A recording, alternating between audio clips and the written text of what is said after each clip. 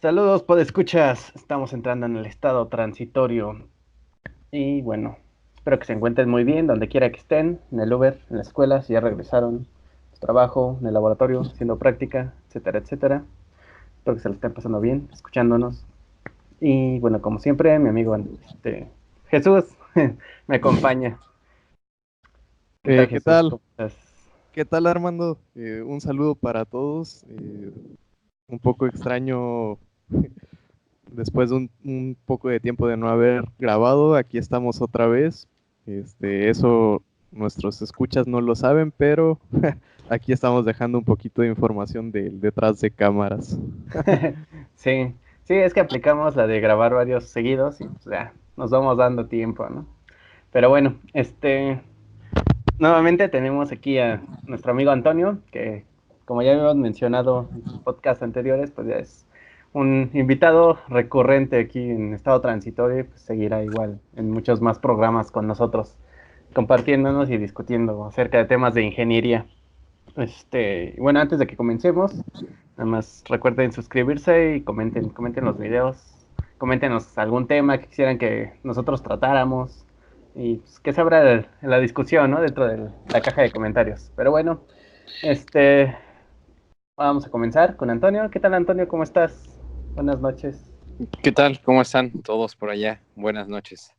Aquí Bien. saludándolos de nuevo para tocar un Gusto. poquito puntos de la industria. Claro que sí. Este, bueno, hoy vamos a continuar hablando acerca de la industria automotriz, de algunos pues, matices, ¿no? Que existen. En este caso, pues vamos a comenzar. Pues no sé. Bueno, ¿con qué te gustaría comenzar? Así que tú eres el invitado.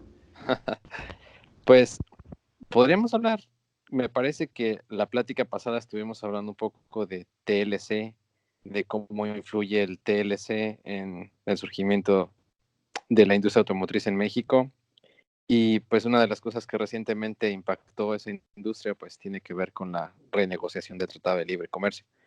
Esto, pues, si gustan, podemos platicar más o menos de esto y creo que por ahí quedaban pendientes otros temas, no sé cuáles son los que les interesen más, si quieres, conforme vayamos avanzando, vamos virando la dirección. Sí, Sí, ya sabes que es así y van saliendo cosas y Ajá, pues, bueno, las retomaremos en algún otro momento. claro. Pero o en otro podcast, ¿no? Este, pero sí, bueno, recordando un poco, cuando empezó esta cuestión de la renegociación del TLC, fue cuando tú llevas poco tiempo, ¿no? Allá en Estados Unidos.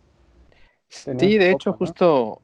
justo fue, yo llegué aquí en el 2016 y desde entonces ya se hablaba de una renegociación, sobre todo porque estaba en periodo electoral el famoso Donald Trump.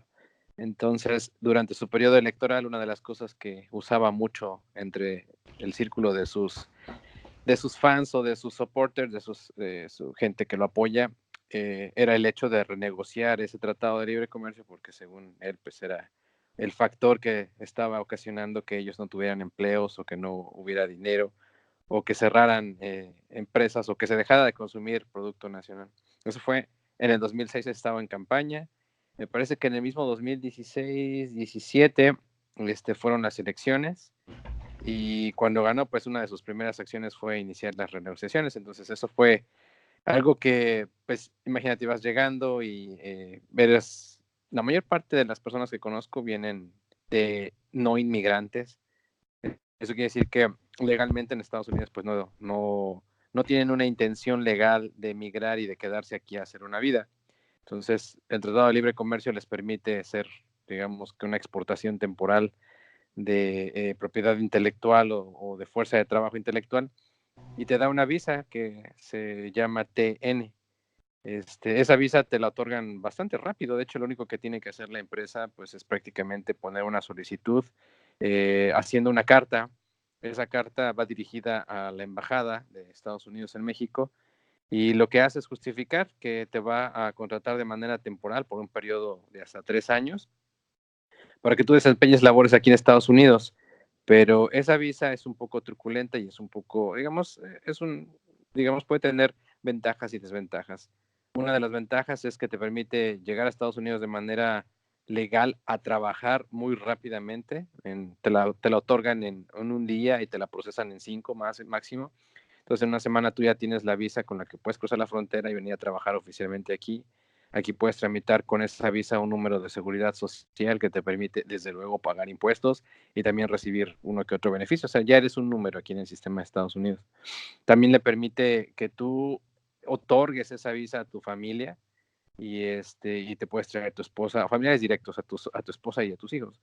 Entonces, estas visas son resultado del Tratado de Libre Comercio y pues resulta que cuando comienzan a negociarlo, lo que Trump dice es que la gente que se está viniendo a trabajar, él hacía mucho énfasis en la gente ilegal, porque pues sabemos que es de las cosas que más se ven en las noticias, ¿no? Recientemente ha habido redadas, por ejemplo, y su discurso de odio pues fomentó tanto digamos que una especie de pánico o de miedo en la gente aquí, y se notó muchísimo más el día que ganó, y fue literal, o sea, uno salía a la calle y salías y tenías hasta un poco como de miedo, y no sé si era subconsciente, pero tú veías como que hasta digamos, los blancos te veían diferente, ¿no? En el lugar en donde yo estoy hay mucha comunidad pues, hispana, latina, mexicana, sobre todo porque aquí está sentada la industria automotriz. Entonces, en sus surgimientos, el Tratado de Libre Comercio, uno de los, digamos, de las industrias mayor beneficiadas pues, fue la automotriz, la de la manufactura.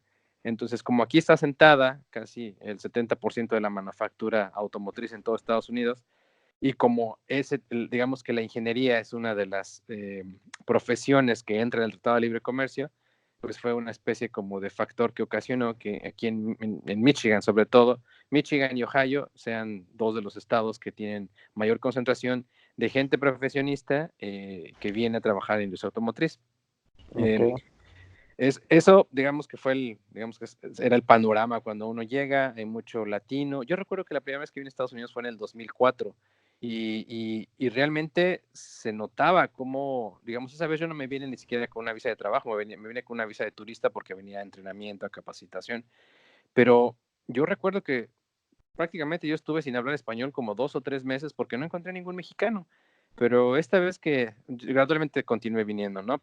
Pero la última vez que vine ya a vivir, digamos, el 2016, era increíble. O sea, tú ya vas en el súper, vas en la calle, vas así y encuentras gente que habla español y mucha comunidad latina, al grado de que ya las propias escuelas dan apoyo a los niños que vienen a estudiar y tienen un soporte para aprender el lenguaje y saben, no solo de México, vienen de todas partes del mundo, pero ya hacen un énfasis, digamos, en la gente que viene de Latinoamérica y sobre todo de México.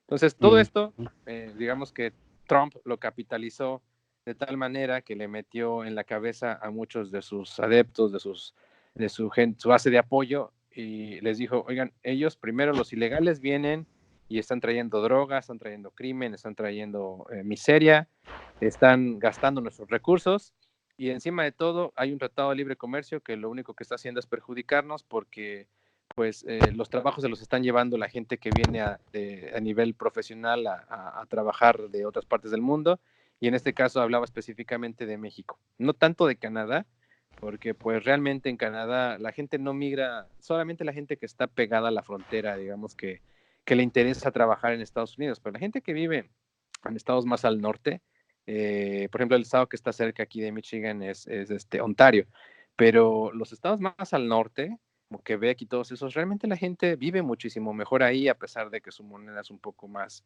digamos, está más abajo o tiene una paridad menor con respecto al dólar. Entonces, digamos que al trabajador o al ingeniero, al profesionista canadiense, no le interesa tanto trabajar en Estados Unidos, pero obviamente al mexicano sí. Y de hecho, ahorita podemos tocar el tema de por qué es atractivo para un ingeniero mexicano que está en la industria y venía a trabajar para acá, ¿no? Sí. Bueno, Sí, antes de que continuemos un poquito, nada, me gustaría como regresarme un poco. Y creo que no hemos hablado, no nos has contado esta parte de cuál fue como el proceso o cómo fue que ahora sí que pasaste de estar trabajando aquí a trabajar allá en Estados Unidos. sí.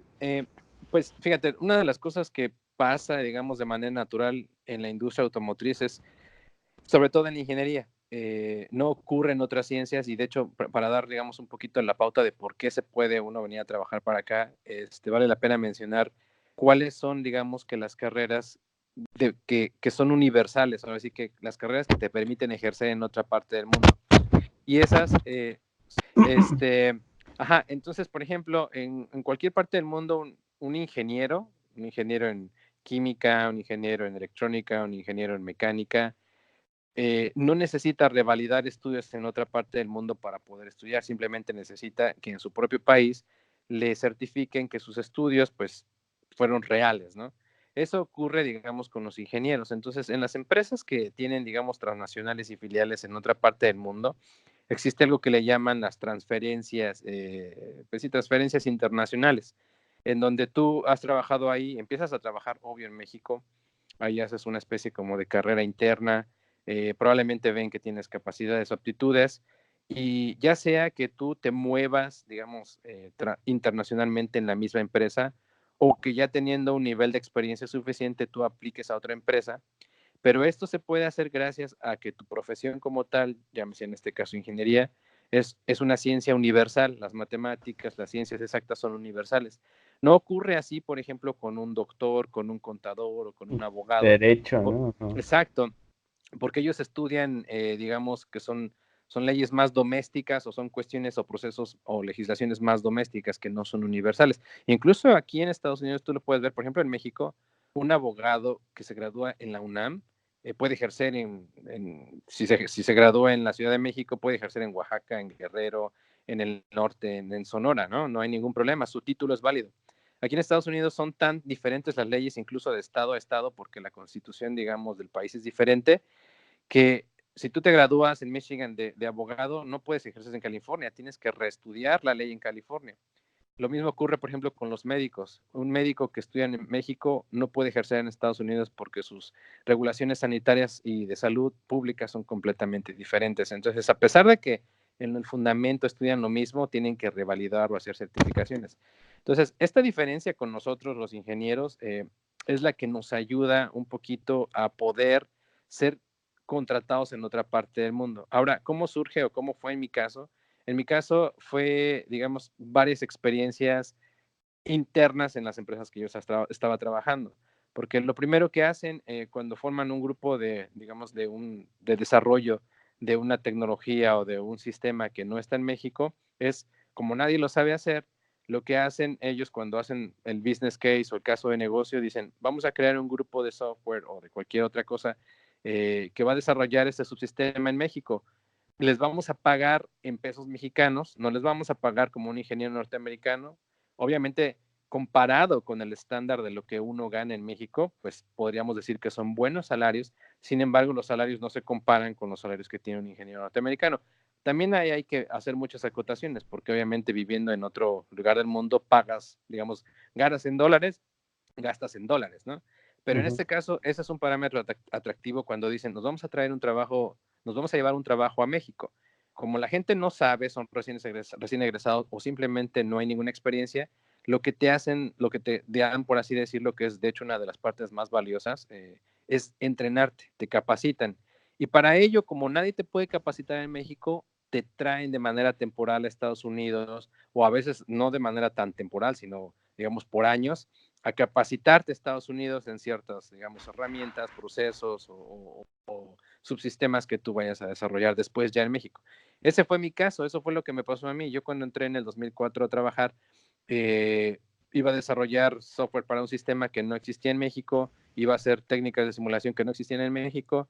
Entonces me contratan a mí casi como recién graduado, me dan un sueldo que es pues, extremadamente bajo en comparación con lo que les pagan a los ingenieros aquí, pero me traen a Estados Unidos por 6 meses, después por otros 6 meses, y así me traen, digamos, por tiempo, digamos, eh, temporal, de manera temporal, pero por un periodo, digamos, de tiempo suficiente como para que yo pueda aprender lo que se hacía aquí. Una vez que uno aprende, te regresan a México y tu trabajo o tu, digamos que tu oficina y tu puesto oficialmente está en México.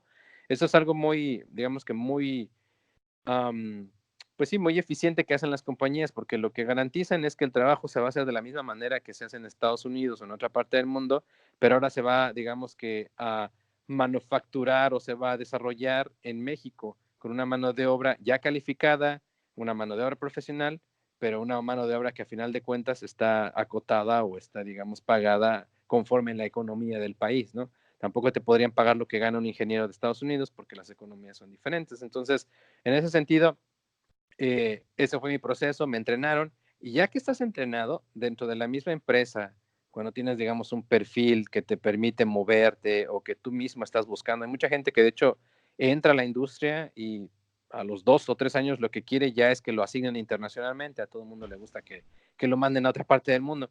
Entonces empiezan a hacer, digamos, una serie de cosas dentro de la empresa, pues sí, llámense méritos o llámense otro tipo pues sí, de objetivos, y lo que hacen después es llegar con el gerente, con el supervisor, o simplemente estar pendientes de cuando se abre una vacante, ya de manera, digamos, permanente en otra parte del mundo, se aplica y se hace una transferencia lateral. Pero para ello debe de estar de acuerdo tanto la gente de Estados Unidos como la gente de México en dejarte mover. Eso es mucho de la política que ocurre a nivel interno en las empresas. En muchas empresas que yo sepa de otros ramos, eso casi no existe.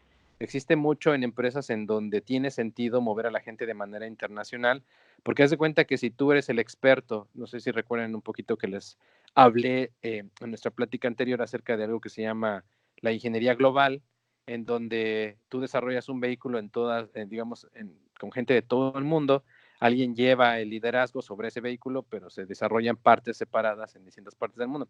Entonces, si tú eres el experto desarrollando un subsistema de aire acondicionado o de powertrain o de transmisión, y después te necesitan en otra parte del mundo, tiene mucho sentido que te transfieran a ti a esa otra parte del mundo porque nadie más en el mundo tiene más conocimiento que tú.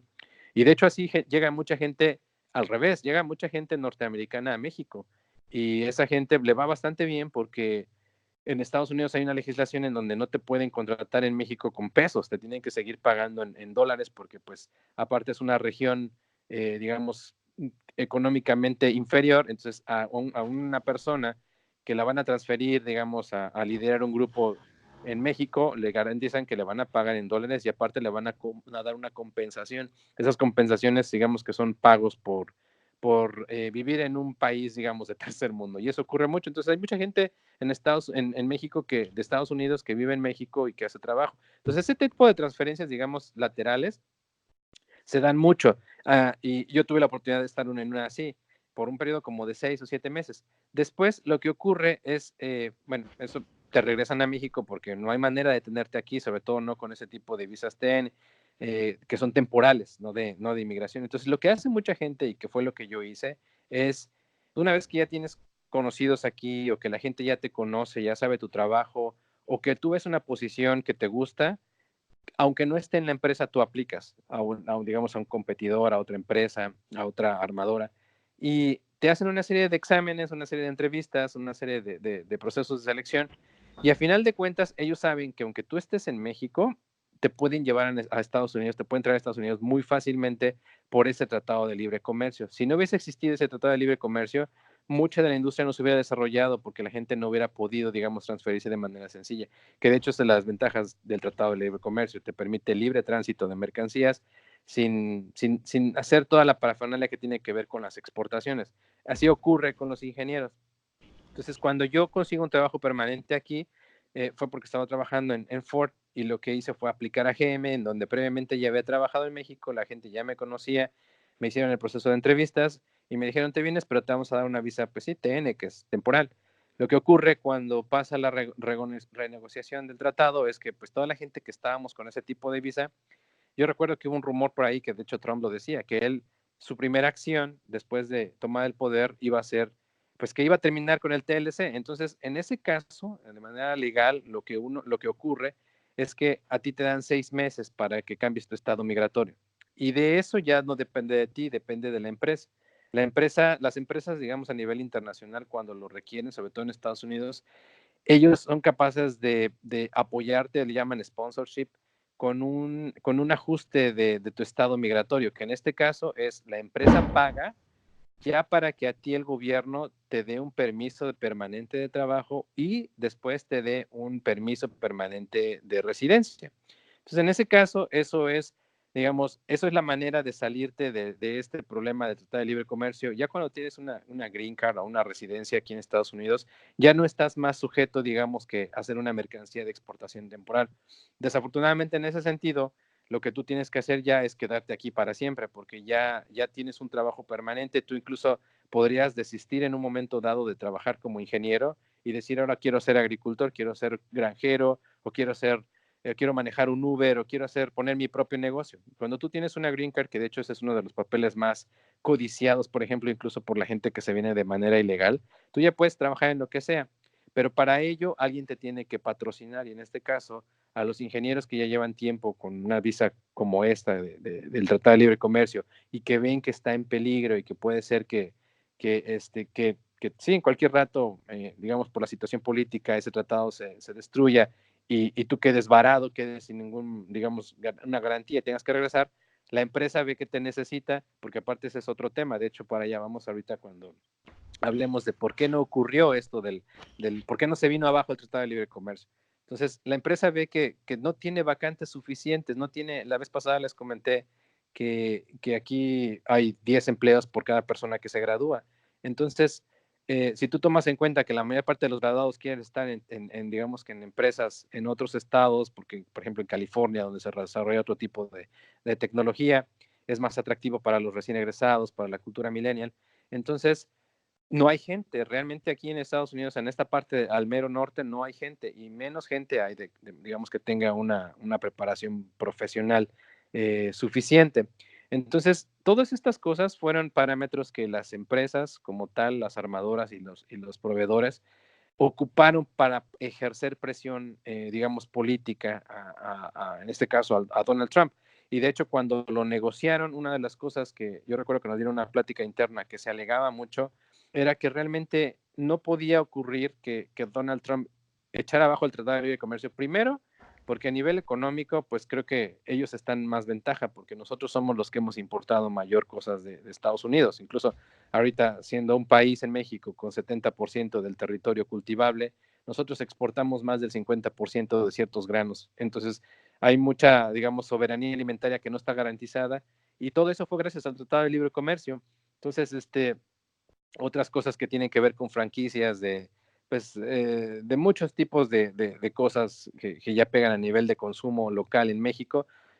Antes en México, por ejemplo, no existía Burger King, no existía McDonald's, no existía Starbucks, ahora ves uno en cada esquina, ¿no? Y todo eso fue gracias al Tratado de Libre Comercio. Entonces, a final de cuentas, el gobierno aquí, las empresas aquí, saben que es un nicho de mercado México. Nosotros difícilmente traemos cadenas de tacos a México. Aquí hay taquerías, pero las taquerías las pone una persona que tiene un solo negocio, es un changarro familiar, pero no hay taquerías de capital mexicano que se vengan hacia acá. No, Eso pero aparte precisamente, allá los tacos son como tostadas, ¿no? Como uh, quesadillas tostadas. esa es su versión, digamos, Tex-Mex de supuestamente un taco. Es una franquicia que le llaman Taco Bell, que las hizo famosas de esa manera. O sea, yo no sé quién les dijo que un taco era una tostada así como especie Quesadilla. curveada. Y para ellos el taco es eso, y le echan lechuga y crema, entonces nosotros le echamos otras cosas, ¿no? Pero a lo que voy es que sí, de hecho, digamos, se ha hecho un sincretismo de culturas muy grande. A final de cuentas, Estados Unidos se debe a sus migrantes, ¿no? Este país fue construido sobre la base de la inmigración, tanto europea como digamos, pues sí, en este caso de Centroamérica, de Sudamérica. Entonces, uh, ellos se dieron cuenta que prácticamente decir que estaban en contra de un tratado que les permitía a ellos exportar e importar libremente cosas, y sobre todo mano de obra calificada que ellos mismos necesitaban para echar a andar su maquinaria, digamos, empresarial, pues era imposible. Entonces, a final de cuentas, la renegociación simplemente fue una especie como pues sí, fue como una especie de medio o de estrategia mediática Como un que acto Donald Trump, simbólico, ¿no? exacto, que Donald Trump utilizó para decir, pues sí, les puedo infundir terror en cualquier momento, ¿no? En cualquier, digamos, en cualquier momento en que yo lo quiera. Otra cosa fue el muro, el clásico muro ¿no? Que a la fecha no se ha construido. De hecho, ahorita vienen las elecciones y pues este tipo se va a reelegir y por eso ahorita recientemente volvió a hacer muchas redadas y volvió a reavivar el discurso de odio en contra de los inmigrantes legales e ilegales, sobre todo de los ilegales, ¿no? Porque, por ejemplo, aquí en donde yo vivo cerca hay una ciudad que se llama Pontiac. Pontiac viene de un nombre de las tribus que vivían aquí, que eran los nativos americanos. Ahorita ya no hay nada de esas tribus, ahora simplemente quedó el nombre.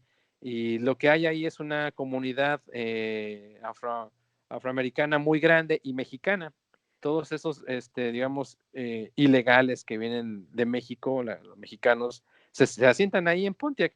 Y tú ves y hay supermercados grandísimos de comida mexicana. Entonces, al final de cuentas, esos negocios están ganando con la gente que viene de México y que tiene que trabajar aquí y que a final de cuentas extraña cosas de México y las consume. Entonces es como una especie de negocio cerrado, ¿no? En donde el gobierno sabe prácticamente que todo ese tipo de cosas pues le reditúan y lo va a utilizar como una estrategia mediática, pero jamás va a atentar contra él porque es la base de su propio sistema, ¿no? Sí, porque aparte, o Entonces, sea, es como ir en contra de la globalización, ¿no? Pues, exactamente. De hecho, es justamente eso. Él sabía que el Tratado de Libre Comercio es prácticamente la expresión más cínica del neoliberalismo. Y de hecho, yo lo hablo así yo recuerdo cuando surgió el Tratado de Libre Comercio en 1994, yo estaba a un año de entrar en la vocacional. No me enteré hasta 1995 y eso fue porque teníamos una maestra que era muy subversiva, que nos daba filosofía. Esta profesora, cuando estaba el levantamiento zapatista en Chiapas, que fue justamente el levantamiento surgió el 1 de enero del 94 y surgió como una especie pues sí, de grito en contra. Fueron los únicos que levantaron la voz primero por las condiciones las condiciones en las que tenían sometidos pues sí, a todas nuestras culturas indígenas, sobre todo en Chiapas. Y después como una especie de protesta en contra de la entrada del Tratado de Libre Comercio. Entonces, muchos datos se dieron. Yo recuerdo que en ese entonces se hablaba de que pues iba a destruir muchísimas cosas, iniciando con digamos, una explotación bárbara de los recursos, que sí ocurrió, una devaluación bárbara que ocurrió, y encima de todo, pues una especie de pérdida de valores, digamos, culturales y sobre todo de crecimiento. Y ahorita que me hiciste una pregunta fuera de línea, ¿qué es lo que habilita, por ejemplo, que haya industria de desarrollo aquí en Estados Unidos o en otra parte del mundo y que no la exista en México? De hecho, ahorita con esto de la globalización, realmente es una especie de ilusión el hecho de creer que el desarrollo se hace en una sola parte y que puede ser una sola región autosustentable. Hay un documental muy bueno que incluso está en YouTube que se llama Silicon Valley. Ese documental habla un poquito de este mismo tipo de ejemplo, pero lo traslapan o lo trasladan digamos que al boom o a la moda que existe ahorita de que la alta tecnología se desarrolla en Silicon Valley porque allá está todo, ¿no? En realidad, sí hay muchas empresas ahí, está Google, está Apple, está Facebook, pero cuando tú te pones a ver, por ejemplo, los componentes que se desarrollan, que se necesitan desarrollar para un celular, para un iPhone, pues te das cuenta que la mayor parte de los proveedores no están ahí, la en tecnología China, ¿no? están en China, están en otras partes del mundo, incluso por ejemplo Apple es muy, muy cauteloso, ¿no? Y te dice, este iPhone fue diseñado en Cupertino, California, pero se manufacturó en China. Entonces, al final en ese documental, una de las cosas que hablan, que de hecho yo creo que sería muy bueno como una especie pues sí, digamos que de punto para llevarnos como reflexiones, el hecho de que ahí lo que mencionan no es Silicon Valley, no es que ahí estén todas las empresas, no es que ahí se congregue la mayor tecnología ni los cerebros más grandes y más creativos, es que ahí se concentra la filosofía emprendedora y la filosofía creativa. Entonces, tú puedes tener tu propio Silicon Valley en cualquier otra parte del mundo si tú adoptas la filosofía que ellos tienen, la filosofía disruptiva de las compañías, la filosofía sin jerarquías, sin parafernalia, digamos, corporativa, y sobre todo la filosofía que tiene que ver con la prueba y el error, porque realmente una de las cosas que ya paga mucho es el hecho de que ninguna de las ideas son malas, porque a final de cuentas, pues así han surgido todas las empresas más grandes, ¿no? Con ideas Sí. descabelladas que nadie compró. Sí, de Entonces, hecho, bueno, hace poco estaba leyendo una nota de Elon Musk de como su filosofía, algo así, y mencionaba algo así, ¿no? De que si no te estás equivocando, no estás innovando lo suficiente. Exactamente, sí. De hecho, a mí una vez tuve la oportunidad de que nos dieran una especie de plática o curso la gente de Apple, y ellos tenían una cosa muy curiosa, haz de cuenta que en todas las empresas tú tienes como tu decálogo, ¿no? De todas las reglas que debes de seguir, hasta un código de conducta y un código de vestimenta te obligan, ¿no? Y lo vemos mucho en México, en las oficinas, en el área Godínez, que te hacen ir hasta de traje y corbata, ¿no? Ajá, y Eh, uno dice, ¿para qué, no? y Voy uno a dice, ¿para qué? programar o no sé, otra cosa. ¿Qué tiene Claro, que ver el traje?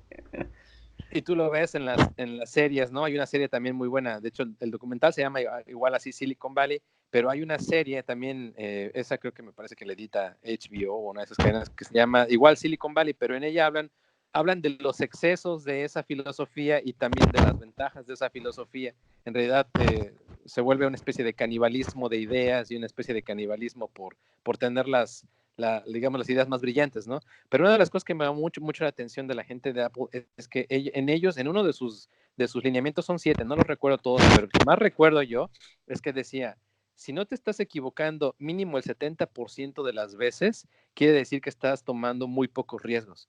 Eso quiere decir en su mentalidad que va en contra de todos los cánones que nos hayan enseñado desde la escuela hasta las empresas en las que vamos a ir a trabajar. Quiere decir que tú debes, para ser productivo, debes equivocarte más, porque pues es bien sabido que a partir de los errores uno aprende verdaderamente Sí. más, ¿no? De Entonces, hecho, bueno, hace, hace tiempo, no recuerdo dónde o dónde lo escuché, pero decían que algo de nuestro modelo educativo aquí en México que tenía, pues malo, era justamente eso, como que no nos daban el chance al error. Entonces teníamos como, o nos Sí, o sea, implantan, digamos, en la mente que si nos equivocamos, está mal y pues vamos a reprobar y cosas así. Entonces no nos atrevemos, ¿no? A equivocarnos. sí, exacto, sí, sí. Eh, oye, es pero como, bueno, hablando de Apple, ellos no han hecho gran innovación, ¿no? Realmente, el modelo del iPhone, pues ha estado prácticamente estancado, ¿no? Usan, pues, por ejemplo, pantallas de Samsung, um, no sé, sus procesadores tampoco son de ellos directamente como antes se jactaban de hacerlo, ¿no? sí, exacto. Un poquito obedece a lo que les comentaba acerca de la ingeniería global, o sea, realmente es como una ilusión. De hecho, hace poco hubo una evaluación de todas las marcas, y una de las marcas que estaban más, digamos, de las que valen muchísimos millones de dólares, en este caso de las más cotizadas, que solo es la marca, ni siquiera es la tecnología, es la marca. O sea, tú ves una manzana y en el inconsciente de la gente se queda que es un símbolo de innovación, de calidad, de usabilidad, de sofisticación, de diseño. Y en realidad eso es lo que ya venden, porque Ah, pues sí, exactamente. sabemos que muchos de los errores que cometió Apple, sobre todo cuando lo dejó de manejar Steve Jobs o cuando cambió, se quedaron estancados en un modelo de pensar. Y pues sí, lo vemos ahorita, todas las piezas y los que les mencionaba, todo el desarrollo en realidad no ocurre en Silicon Valley. En Silicon Valley está, digamos, que la cara, está la filosofía, eso sí, Es como lo que está. dicen el know-how, ¿no? Exacto, está el know-how, que a final de cuentas pues, son los famosos headquarters, y es en donde se ponen, digamos, las reglas de cómo va a jugar todo lo demás, ¿no? Eh, un poquito, digamos, volviendo al tema del Tratado de Libre Comercio y todo esto, creo yo, digamos, pensando en voz alta, que una de las cosas que nos ocurre en México precisamente es, a veces nosotros tenemos un poco la idea, yo me incluyo, yo tuve mucho la idea de que si se hace desarrollo, si se desarrolla, digamos, geográficamente, hablo de ingeniería, ¿no? Si se desarrolla algo geográficamente dentro del país, en ese sentido estamos haciendo como tecnología en México, ¿no? Estamos teniendo progreso tecnológico en México. Eh, una de las cosas que ocurrió, y eso es un dato que yo puedo verificar porque lo vi desde adentro, fue cuando no existía el Tratado de Libre Comercio. Yo conocí gente ya de años que trabajó en la industria automotriz, así como lo mencionaste, Armando, hace las pláticas pasadas. Ujú. Ellos no tenían computadoras, él trabajaba en el diseño, digamos, físico de los vehículos. Ellos trabajaban en respirador, con grafos, con estilógrafo, con regletas. y ahí hacían, digamos, los diagramas, los sketches de todos los vehículos, de lo que iban a remanufacturar, de las piezas. Estoy hablando de que esto fue en el 90, incluso antes del Tratado de Libre Comercio, ¿no? En 1990 esta persona empezó a trabajar. Cuando ocurre, viene todo lo del Tratado de Libre Comercio, crecen las computadoras también a nivel masivo, se empiezan a utilizar ya para el diseño. Este tipo de personas, pues obviamente venían de la vieja escuela, eran baby boomers, ni siquiera eran generación X, ¿no? Ellos ya no pudieron avanzar al mismo paso que los de la X en el uso de las computadoras y se empezaron a quedar atrás. Esta persona, como un dato así curioso, era una persona que por el estrés de entregar los dibujos a tiempo, se enfermó del corazón y al enfermarse del corazón un día le dio un infarto adentro de la empresa y lo tuvieron que sacar en calidad de bulto, le hicieron una operación y después para sobrevivir pues le tenía que cargar al seguro de gastos médicos mayores de la empresa una cantidad enorme para pues sí, para las medicinas, para mantenerse vivo, ¿no? Cuando ocurre todo esto, cuando por ejemplo yo lo conozco porque él también vivía en el Distrito Federal y viajábamos, hacíamos ronda juntos, hacíamos autosardina para irnos a Toluca, viene una crisis que fue la crisis no recuerdo exactamente, específicamente en la industria automotriz, y tiene que haber algo que le llaman zero base, que quiere decir que ya nadie acumula antigüedad dentro de las industrias, entonces despiden a mucha gente y sobre todo despiden a gente que ya es grande o que está cargando mucho dinero o que está cobrando mucho. Ya viene la filosofía de yo puedo despedir o jubilar a una persona o pedirle que se retire y contratar a 5 ingenieros baratos recién egresados que me van a hacer 5 veces el trabajo que esta persona que no se pudo adecuar. Eso le pasó a él, lo sacaron, pero esta persona me contaba un poco de cómo antes, para manufacturar ciertas piezas, digamos, que iban en el vehículo, eran empresas mexicanas 100%. Y por 100% me refiero, y de hecho es aquí donde lo vamos a ver. A veces la empresa, uno piensa que porque tienen un nombre norteamericano, la empresa es norteamericana. No ocurre así. Por ejemplo, muchas de las startups que están surgiendo ahorita, que le quieren competir, por ejemplo, a Tesla Motors allá en California, esas empresas vienen de capital chino. Entonces, si tú te pones a verlo desde este punto de vista, puedes decir, no, pues es que esa empresa es norteamericana, ¿no? O sea, el desarrollo está en Estados Unidos, en Silicon Valley, pero en realidad los que están poniendo el dinero, el capital, los inversionistas son chinos. Entonces, y ya están extendiendo brazos armados, porque sabemos que ellos vienen con todo para el crecimiento, digamos, económico. Entonces, en México ocurría que esas empresas que hacían, ponle tú, eh, cualquier pieza de hardware de los vehículos antiguos que eran puramente mecánica, a lo mejor cuando mucho necesitaba un relevador para el dashboard o el clúster de los vehículos, eran empresas mexicanas, tenían 100% capital mexicano y sus diseños eran mexicanos. Eso fue antes del Tratado de Libre Comercio. Cuando ocurre el Tratado de Libre Comercio, entran todas las empresas japonesas, entran todas las empresas norteamericanas, o sea, digamos, de capital japonés, pero establecidas en Estados Unidos, y por el hecho de estar en Estados Unidos, pues fue la puerta, digamos, que abrió a México el ingreso de todo.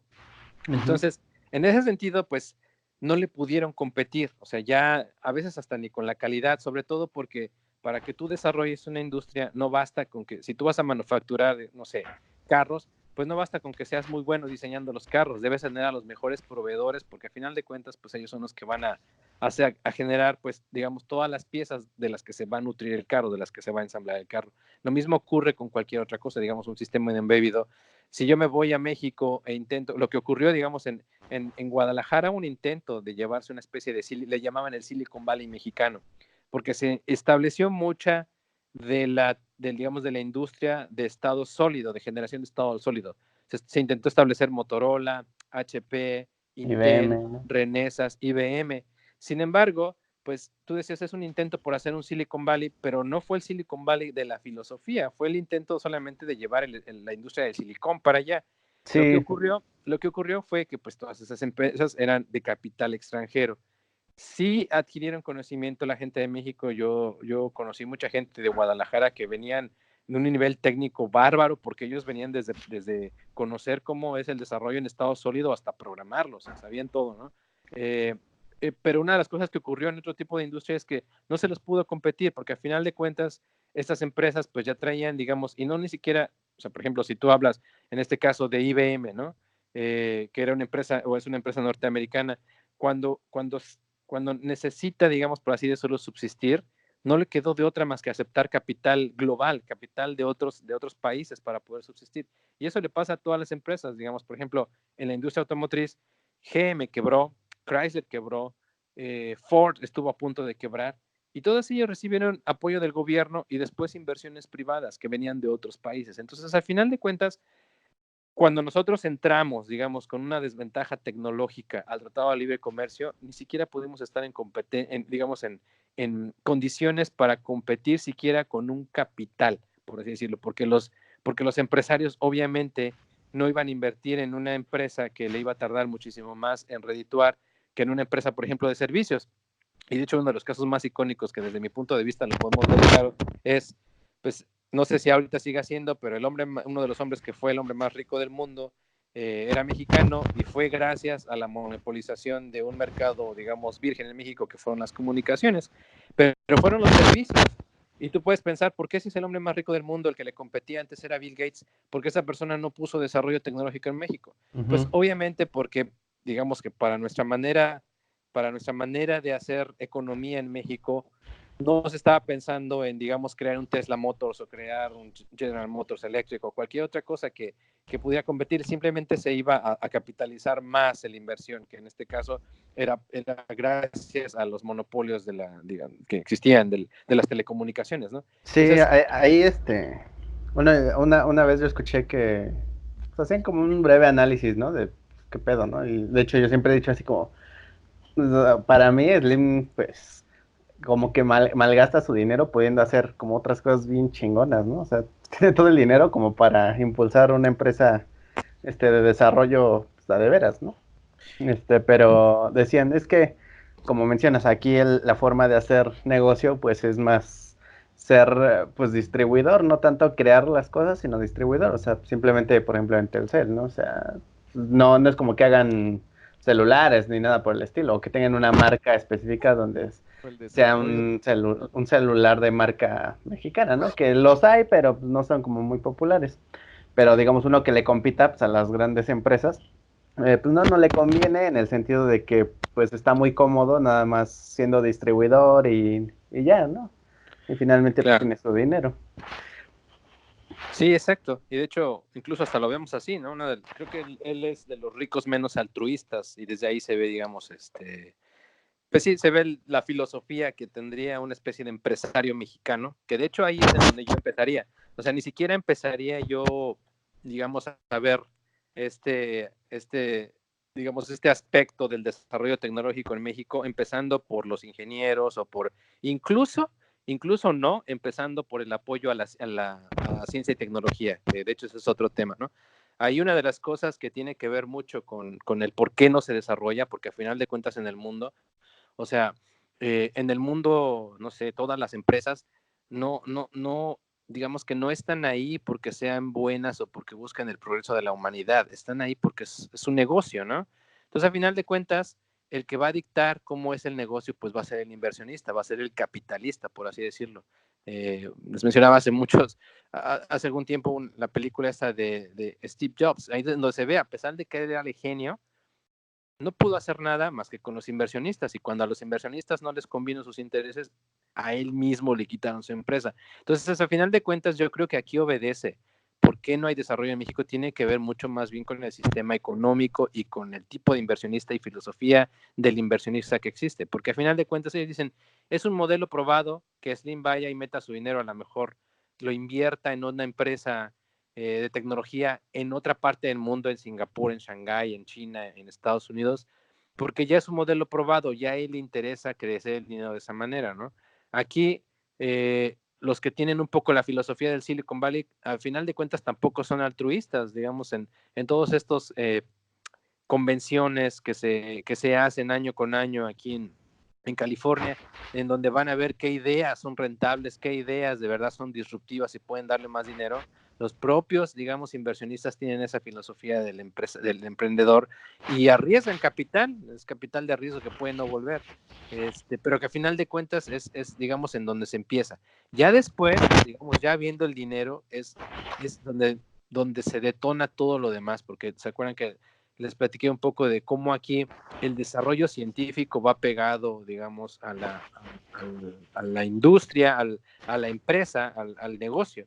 Entonces, Ya de ahí es en donde, ok, yo ya voy a poner tanta cantidad de dinero para una empresa X, obviamente le van a meter dinero también al desarrollo y por ende a la investigación, que de hecho es lo que ocurre a nivel, digamos, antropológico. En este libro de Sapiens, básicamente es lo que decían, la ciencia jamás se ha desarrollado si no ha ido a la par del imperio, del desarrollo del imperio, ¿no? Entonces, ¿qué es lo que no ocurrió en México? Entonces, desde mi punto de vista, desde ahí empieza porque no existe la filosofía de la inversión. Habiendo la filosofía de la inversión, obviamente, digamos que podría, digamos que caminar el resto de la maquinaria, que en este caso es la ciencia, ingenieros hay, buenos científicos hay, lo que realmente, y de hecho una de las cosas que tendríamos que también empezar a pensar es, el gobierno en realidad no apoya, el gobierno ni en Estados Unidos apoya, aquí los que apoyan son los privados y de hecho son los que aportan el capital. Entonces, a final de cuentas ahí, no sé, en México siempre tenemos la idea de que el gobierno tiene que dar dinero para ese desarrollo, digamos, de empresas que van surgiendo, pero más bien ahí lo que corresponde pues es el apoyo a la base de educativa, ¿no? Que también ahí vemos que le quita dinero, digamos que sexenio con sexenio se le reduce el presupuesto.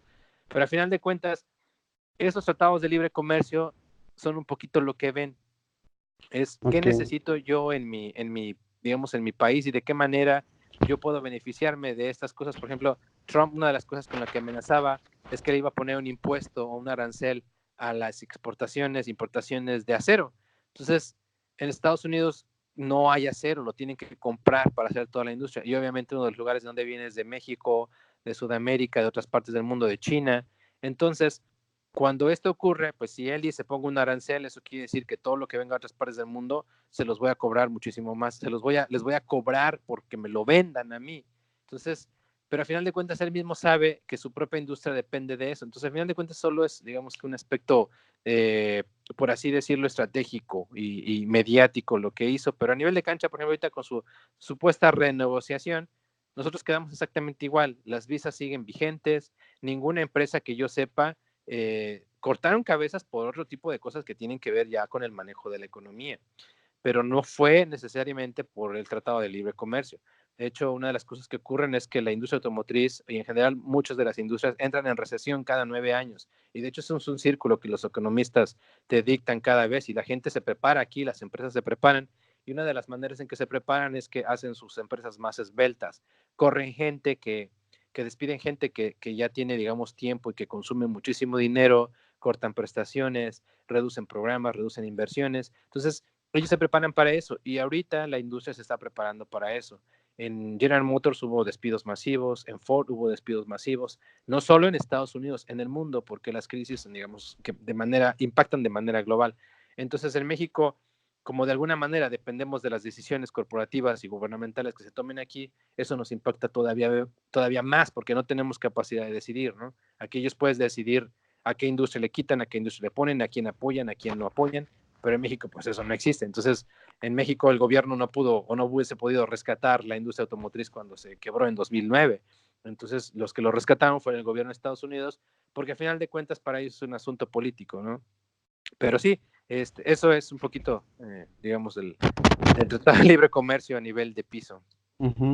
Y bueno, esta parte como que responde una de las, o digamos, a la mitad de una de las cuestiones que yo tenía, que decíamos fuera del aire, ¿no? Que pues hace mucho te había comentado, ¿no? Cuando justamente sucedió esto de la crisis que hubo con Trump y demás, y que muchas de las automotrices estaban, principalmente las de Estados Unidos, ¿no? Que Ford, este, que querían sacar sus inversiones y armadoras de aquí en México, ¿no? Sí. Entonces hubo como mucho revuelo y más, y todos estaban súper preocupados.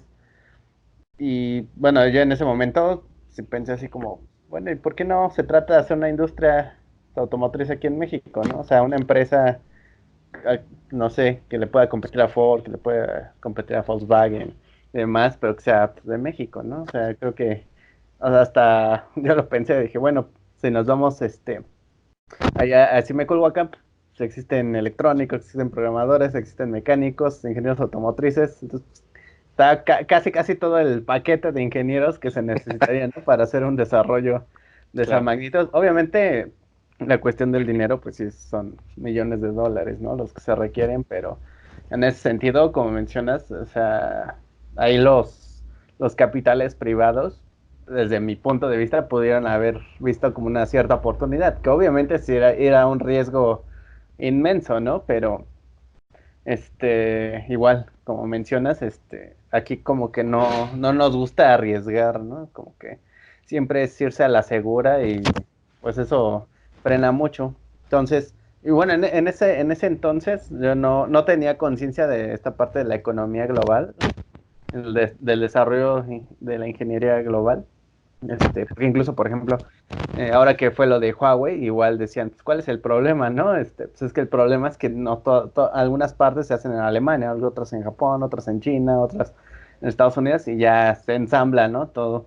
Que Sí. obviamente digamos, el core lo tienen en China, ¿no? Pero pues, no es suficiente.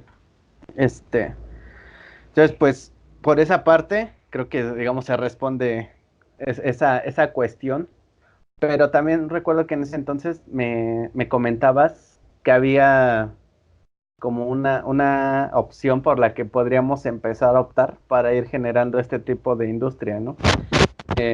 Si mal no recuerdo, en ese entonces me decías que ir como haciendo empresas que crearan como pequeñas partes, ¿no? Pues, de lo que usan los autos. No sé, si todavía tengas esa idea o cuál sería como esa opción, ¿no? Sí, de hecho, yo creo que ahora sí que una de las cosas que nos ayuda más o menos a vislumbrar de qué tamaño es la misión es, la vez pasada les comentaba que cuando ya tienes, digamos, una experiencia dentro de la industria y ves cómo se mueven las cosas a nivel, digamos, macroscópico, eso es bueno en el sentido de que sí, probablemente estás trabajando para el sistema, para las transnacionales y sobre todo a veces tenemos un poquito de resentimiento o de sentimiento encontrado cuando haces eso y cuando no empiezas, digamos, con la emprendedura personal o con cuestiones, digamos, más a nivel nacional. Eh, Ocurre eso, pero creo yo que es una gran ventaja porque te permite lo que tú dices, vislumbrar realmente cómo se hacen las cosas y cómo a raíz de cómo se hacen las cosas hay resultados con un objetivo claro. Y en este caso, lo que yo creo es, debemos volver al principio de saber qué misión. De hecho, muchas de las cosas que ocurren es, nosotros lo vemos incluso en cualquier empresa, ¿no? Si tú entras a la página de cualquier empresa, cualquier sí, compañía, por así decirlo, organización, una de las cosas que ponen ahí es cuál es nuestra misión, nuestra visión y nuestros valores, ¿no? Eso es una de las cosas que a veces parecen así como parafernalia corporativa, pero que a veces tienen sentido. Entonces, si uno tiene la idea de iniciar digamos, no lo llamemos a un negocio, sino tiene la idea de iniciar una idea, de llevar una idea a su fin, una de las cosas que se deben definir primero es esa. ¿Cuál es la misión? ¿Cuál es la visión? ¿Para qué vas a poner esa organización, esa empresa, si así la quieres llamar? ¿Qué valores va a tener? ¿Qué es lo que va a perseguir?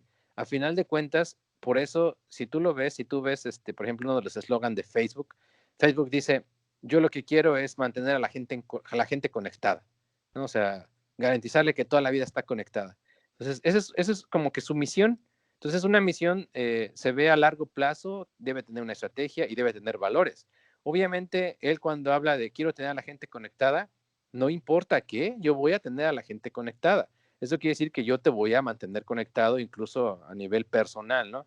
Ahí ya vienen muchas implicaciones, pero eso son parte de su estrategia y de sus valores, de cómo vean a la gente, de cómo la van a tratar, de dónde están sacando dinero. Entonces, en México, si existe, digamos, una especie de idea, se tendría que definir esa idea para qué va a servir. Si yo la voy a ocupar, digamos, a nivel social, para que tenga un beneficio, si yo la voy a ocupar, digamos, simplemente para hacer crecer la industria, obviamente, si va a crecer, tiene que tener un nombre ese crecimiento, llámese crecimiento económico, llámese crecimiento tecnológico, va a ser, digamos, de carácter altruista, va a ser de carácter político, va a ser una herramienta que ayude simplemente a la educación. Por ejemplo, esas páginas como Coursera o como Khan Academy, esas son unas páginas, son organizaciones, por así decirlo, empresas que no tienen fin de lucro. Una de las cosas que buscan es que se distribuya y que se abra el conocimiento. Entonces, a final de cuentas, ahí lo puedes hacer se necesitan inversiones, digamos, diferentes, se necesitan apoyos diferentes, pero una de las cosas que tendría que definir ahí es para qué. En este caso, digamos, en el área automotriz, es una industria que desde mi punto de vista le pertenece 100% al capital. O sea, por ejemplo, uno de los parámetros, de hecho son de los, no parámetros, sino una de las historias más icónicas que existen en eso de la industria automotriz, pues es el famoso Henry Ford, ¿no? Esta persona realmente, una de las cosas que buscaba es la eficiencia, y de hecho, gracias a su visión de la eficiencia, pues pudo llevar a cabo el desarrollo de esta macroempresa que ahora es la Ford Motor Company. Recientemente ellos cambiaron un poquito digamos, su filosofía y dijeron, bueno, creo que este negocio de los vehículos ahorita ya como que no va a jalar para el siglo XXII, siglo XXI que viene, ¿no? Sobre todo lo vemos, ¿no? Contaminación, tráfico, todos los problemas que tienen que ver con seguridad, y en general no se resuelve, ¿no? El problema que ellos tenían, y de hecho el cual redefinieron, fue: yo voy a garantizar la eficiencia en movilidad de la gente.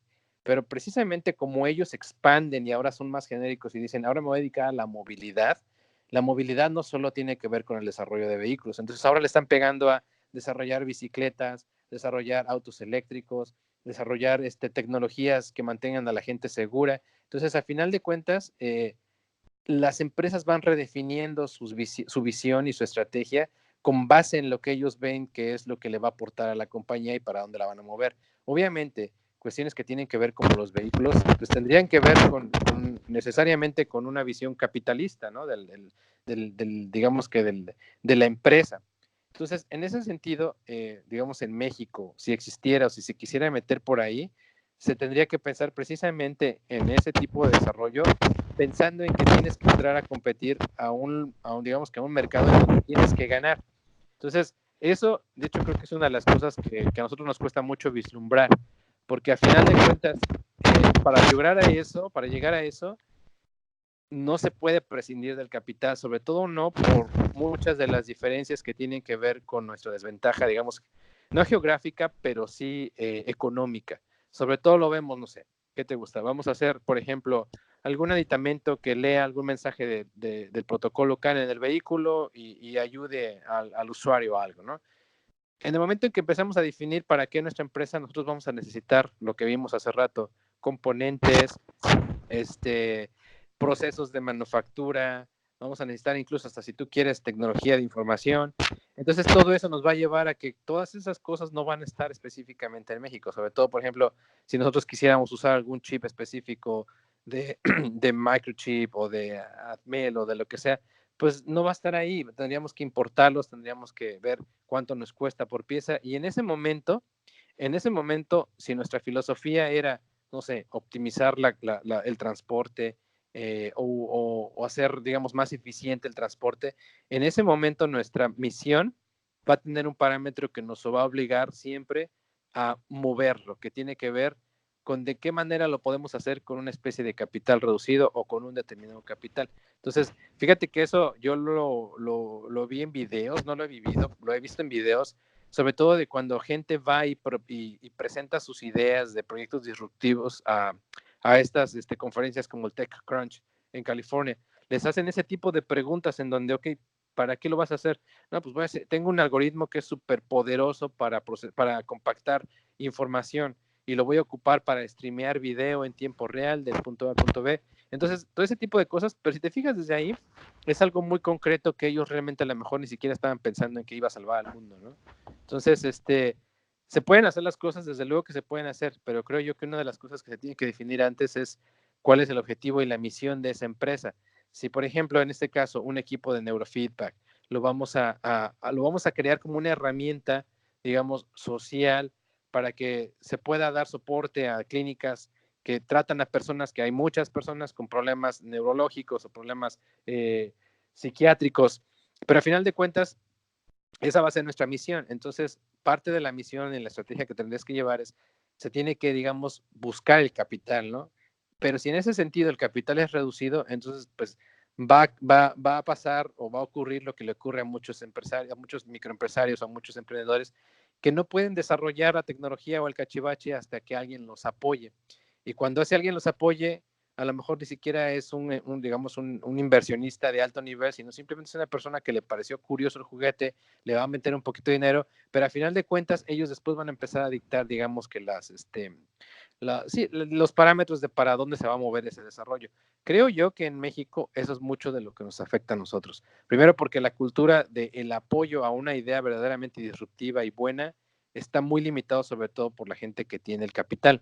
La vez pasada yo les hablaba de estas plataformas de fondeo, que desde mi punto de vista, una de las desventajas que tienen esas plataformas es el hecho de que tu proyecto verdaderamente tiene que ser un proyecto disruptivo, que a la gente le parezca que tiene bastante lógica y que tiene bastante, digamos, futuro, para que lo pueda apoyar.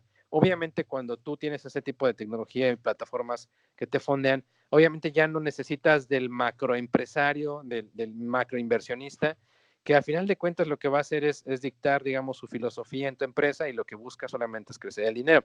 Desde mi punto de vista, ahí es en donde se tiene que empezar, porque lo que te va a permitir es tener una holgura de tú decidir tu misión, tu visión, pero de alguna manera no te va a tener cooptado a alguna especie pues sí, de gente de negocios que después va a decidir sobre tu empresa, ¿no? Y se ha visto, te digo, yo lo vi con mis compañeros de generación. Alguna vez yo intenté también emprender después, ya estando en la industria, intenté emprender en el desarrollo, digamos, de equipos que le llamaban grow boxes, que son como especie de equipo para hacer invernaderos dentro de tu propia casa y cultivar tus propios vegetales. Al final de cuentas, ese tipo de ideas, desde el punto de vista ingenieril, son bastante buenas, pero desafortunadamente para que ocurra una masificación, debe de existir una organización no lucrativa que te apoye, digamos, si es una idea social que tiene un beneficio social, o bien verdaderamente tienes que encontrarte con un buen capitalista que le vea el valor y que lo lleve a sus últimas implicaciones. Pero creo yo que el fondeo colectivo puede ser una solución si la idea si es bastante disruptiva. Si no, habría que caminarle más en el sentido, pues sí, del emprendedor. Y sobre todo, una de las cosas que tiene que ver muy bien o que te define mucho es definir esa misión y esa visión como microempresa, ¿no? Por así decirlo. No sé si se haya más o menos entendido mi punto.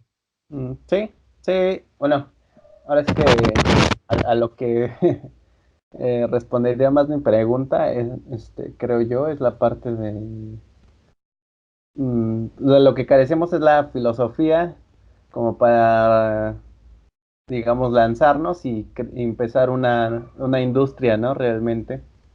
O sea, Sí, porque, bueno, no sé, yo lo pensaría que muchos, pues, ingenieros dirían, no, pues ¿para qué voy a hacer esto? Pues si ya está ahí GM, está Ford, está, no sé, en Continental y demás, donde pues, ya lo hicieron o ya tienen algo similar, y, pues, mejor ahí me voy y pues, me lo paso cómodamente y ya, ¿no?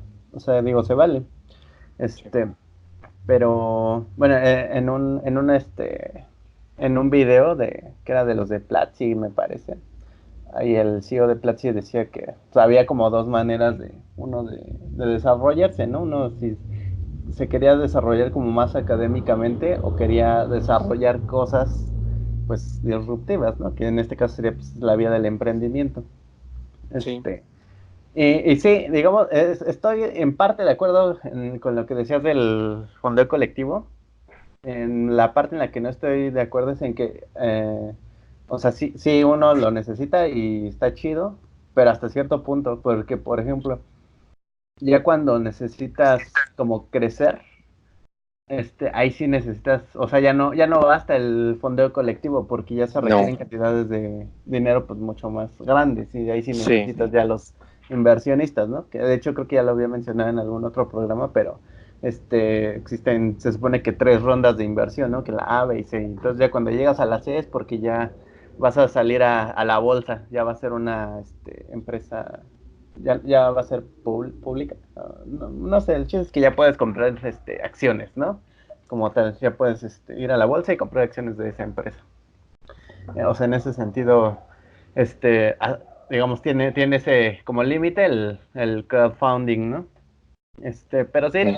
tienes razón en el sentido de la cuestión filosófica, como, como que cambiarnos el chip, ¿no? De manera colectiva.